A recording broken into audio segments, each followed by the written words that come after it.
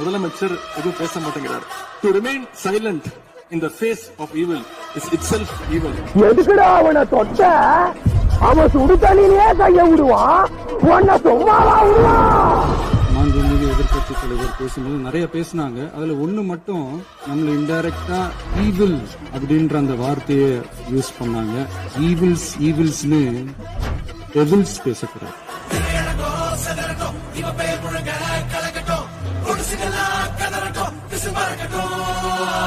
கடந்த 4 நாட்களாக திராவிட முன்னேற்ற கழகம் முதலமைச்சர் ஏன் பேசலன்னு சொல்லிட்டே இருந்தாங்க.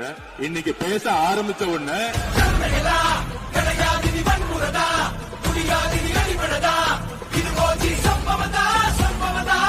இப்பவும் சொல்றேன், மக்கள் பணத்துல இருந்து ஒரு பைசா கூட தொடமாட்டோம், தொடவும் விடமாட்டோம், தொட்டா விடமாட்டோம், இதுக்கு முன்னாடி தொட்டவங்களையும் விடமாட்டோம்.